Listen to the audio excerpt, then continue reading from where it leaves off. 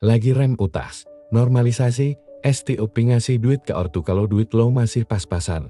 Paham sih rasanya gedebak-gedebuknya jadi sandwich gen. Tapi sebelum lo nyerat, gue mau ajak lo time travel ketemu Jabir bin Abdullah. Kalau lo ngerasa beban lo berat. Jabir ini levelnya, udah bukan sandwich GN lagi tapi lebih ke geprek GN deh kayaknya. Bayangin, ditinggal bapaknya meninggal dengan utang segunung. Dan dia harus nanggung adik perempuannya, gak cuma 1 tapi 9 adik. Jabir ini anak muda, seumuran Gense atau first jobber, mimpinya pasti banyak, pengen nikah, pengen senang-senang, tapi takdir berkata lain, bapaknya meninggal syahid di perang Uhud, garansi syahid, tapi warisan yang ditinggalin bikin Jabir numet. Utang yang numpuk rentenir Yahudi dan 9 adik perempuan yang masih kecil-kecil, seberapa banyak utangnya? Kata Jabir, hasil panen kebunku bertahun-tahun pun gak bakal cukup buat lunasin, bayangin posisinya, dia cowok sendirian, bapak gak ada, harta gak ada. Yang ada cuma tagihan jatuh tempo dan 9 mulut adik yang harus disuapin. Kalau Jabir mau egois, dia bisa aja kabul atau fokus mikirin dirinya sendiri. Bodoh amat, itu kan utang bapak, bukan utang gue. Tapi Jabir milih buat hadepin, dia ambil peran jadi tameng keluarga. Pengorbanan pertama Jabir itu soal cinta.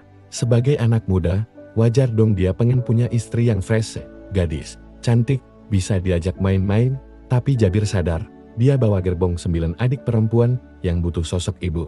Pas Nabi SAW nanya, kamu mau nikah sama gadis atau janda, Jabir? Jabir jawab jujur, janda, dia Rasulullah. Nabi sempet nanya, kenapa nggak sama yang gadis? Kan bisa canda-canda. Jawaban Jabir ini tamparan keras buat ego kita. Ayahku wafat ninggalin banyak anak perempuan. Aku nggak mau bawa masuk perempuan muda yang nanti malah jadi saingan adik-adikku. Aku cari yang dewasa biar bisa nyisirin rambut mereka dan ngurus mereka. HR, Buhari. Buset, dia ngubur masa mudanya, nerelain preferensi cintanya, demi kestabilan mental adik-adiknya. Dia nikahin wanita matang bukan karena nafsu, tapi karena butuh partner buat ngasuh gerbong keluarganya. Itu definisi sandwich gen yang bertanggung jawab level dewa. Ujian belum kelar di situ. Masalah utang bapaknya makin nyekek. Musim panen kurma tiba, tapi pas dilihat, hasil kebunnya dikit banget. Sementara si rentenir Yahudi udah nungguin di pagar kebun dengan muka galak, siap nyita semuanya. Jabir panik, keringat dingin. Logika matematikanya bilang, mati gue, hasil panen ini nggak bakal cukup bayar utang. Boro-boro buat makan setahun. Dia ngadu ke Rasulullah dengan muka putus asa. Disinilah plot twist jalur langit bekerja. Rasulullah datang ke kebun Jabir. Beliau nggak bawa duit kas buat lunasin, beliau cuma kelilingin tumpukan kurma itu sambil doa. Terus Nabi duduk di atas tumpukan kurma itu dan nyuruh Jabir. Panggil rentenirnya, timbang dan bayar. Jabir ragu tapi nurut. Dia mulai nimbang kurma buat si rentenir lunas, timbang lagi buat rentenir B lunas. Anehnya, tumpukan kurma yang didudukin Nabi itu nggak berkurang-kurang, secara visual harusnya habis. Tapi pas ditimbang, kurmanya spawn terus kayak boot di game, sampai detik terakhir, semua utang bapaknya lunas, dan sisa kurmanya masih utuh seolah-olah nggak disentuh sama sekali. HR Buhari, Jabir bengong, rentenirnya bengong. Itulah yang namanya barakah. Ketika matematika Allah masuk ke dalam kalkulator manusia, 1 kurang 1 bukan 0, tapi bisa jadi 100. Gue tahu lo pasti mikir, hai men, tapi itu kan mukjizat Nabi, gue kan cuma remah-remah rengginan. Dengerin gue. Konsep barakah itu nggak mati bareng wafatnya Nabi. Kuncinya Jabir bukan cuma doa Nabi, tapi ridho dan bakti dia yang gila-gilaan ke keluarganya. Jadi buat lo sandwich gen yang lagi capek banget value. Tapi, jangan maki-maki takdir.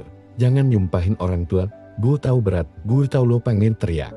Tapi coba ubah mindsetnya dikit. Ini adalah cara Allah ngasih challenge ke gue biar gue level up skin. Dan pasti Allah cukupkan bahkan beri kelimpahan gonnya. Jabir yang awalnya anak muda banyak hutang, di riwayat disebutin di akhir hayatnya jadi salah satu sahabat paling kaya. Punya kebun luas, dan periwayat hadits mulia.